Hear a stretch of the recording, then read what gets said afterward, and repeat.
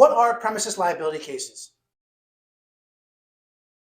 Premises liability cases are where you are in a store and you slip and trip on a puddle of water.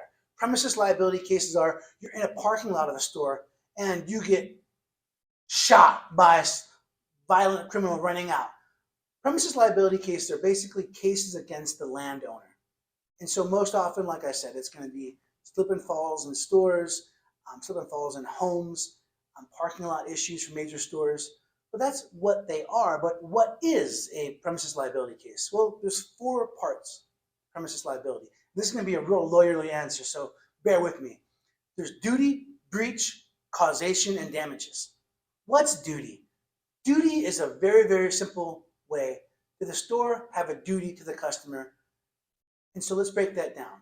If I'm at a store and the store knows a lot of customers get robbed when they leave the store, well, that store has a duty to provide safety for the customers coming in and out. Fancy way you can say that is ingress, egress. I don't like saying that. If the store knows a lot of customers are getting robbed, they have a duty to provide security. If a manager or store employee knows that a certain freezer in the frozen fruit section leaks and causes puddles of water, well, they have a duty to clean that so people don't slip, trip, and fall and hurt themselves on that puddle of water. Now, no store is going to be liable for the criminal acts of a third party because that's random. But if a store knows or should have known that someone could be hurt because of their action or lack of action, that does create a duty. The duty part of a premises liability case, such as slip, trip, and fall, is the most hotly contested part because these stores, these landowners love to say, I had no idea this could happen, despite the fact it happening multiple times in the past. But they fight that. That is the hotly contested element of premises liability. The next element is breach. If the store owed you a duty, did the store not take that duty? Did they not do it? So if the store knows the freezer leaks and there's a puddle on the ground, they're breaking the duty to keep the floor clean and clear. If a store knows an unusual amount of customers or clients get robbed in the parking lot and they don't provide security or cameras or at least some well lighting up there so people can see them coming at you, well, they're breaching their duty to provide safety for the person coming in out of that store. So there has to be a breach for premises liability cases.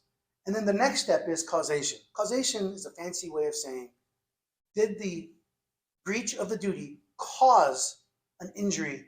So if the store is known to have violence in the parking lot and they don't provide security, that doesn't matter for someone inside who trips and slips on a puddle on the ground.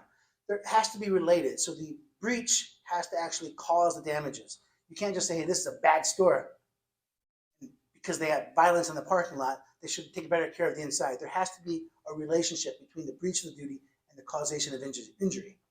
And there has to be damages.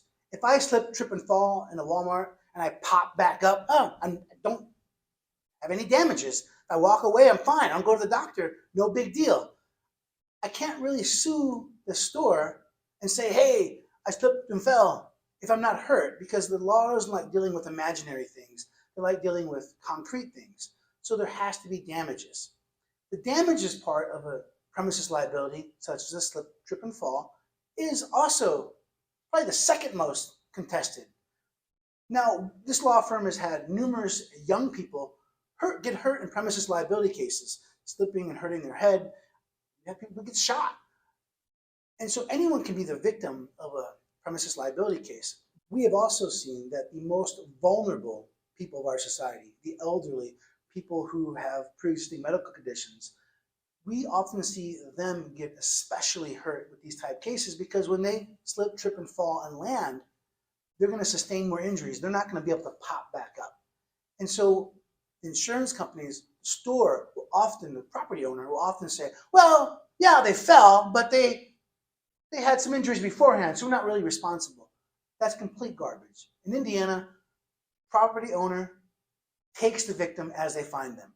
So you don't get out of jail free pass simply because the person hurt was a more vulnerable member of society. That's ridiculous. And that's not the law, but that's something they'll constantly try to do.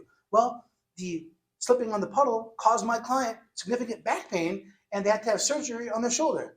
And the insurance company will say, well, Mark, they complained about that shoulder pain 10 years ago, so we're not really responsible. That was already there. Yeah, but they didn't need surgery until after they fell. Premises liability cases are hard. They just are. They're not easy by any means. They're usually very fact sensitive. They usually go into litigation because companies fight these so hard. But if you've been injured or someone you love has been injured, give us a call. I know we can help. Our phone number is 317 632 3642.